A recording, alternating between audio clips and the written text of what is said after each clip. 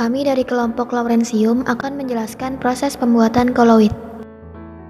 Alat dan bahan yang diperlukan adalah kompor, loyang, panci, centong untuk mengaduk, agar-agar, gula secukupnya, air secukupnya, dan piring. Proses pembuatannya yaitu, pertama-tama, masukkan bubuk agar-agar ke dalam panci yang sudah disiapkan. Tambahkan gula secukupnya sesuai takaran, lalu tambahkan air. Aduk hingga tercampur rata. Setelah semua tercampur rata, nyalakan kompor. Panaskan di atas kompor sambil diaduk hingga rata sampai mendidih. Jika sudah mendidih, matikan kompor. Selanjutnya, tuangkan campuran bahan tadi ke dalam loyang. Tunggu hingga larutan agar-agar mengeras. Pindahkan agar-agar ke piring, dan agar-agar pun siap dihidangkan. Selanjutnya, kita akan masuk ke dalam tahap penjelasan. Apa itu koloid? Sistem koloid adalah campuran antara dua zat yang memiliki perbedaan fase dengan partikel terdispersinya atau terlarut yang tersebar luas di dalam fase merupakan pendispersi atau pelarut. Jenis koloid pada agar-agar. Agar-agar termasuk jenis koloid gel.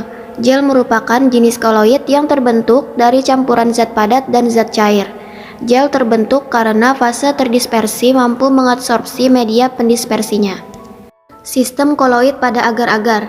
Agar-agar merupakan koloid yang mempunyai sifat koloid liofil, yaitu koloid yang mengadsorpsi atau menyerap cairan, sehingga terbentuk selubung di sekeliling koloid.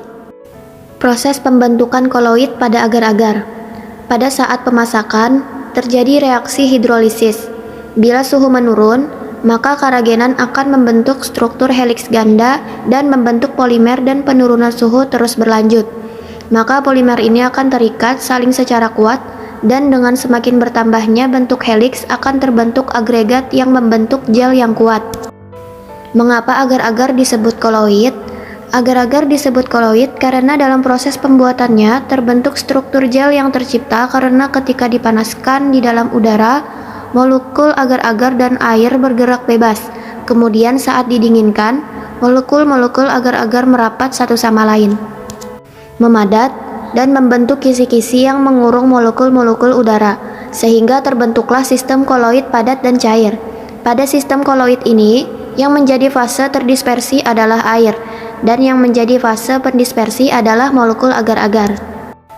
Sekian penjelasan dari kami, semoga dapat dimengerti. Salah hilaf mohon maaf. Wassalamualaikum warahmatullahi wabarakatuh. Terima kasih.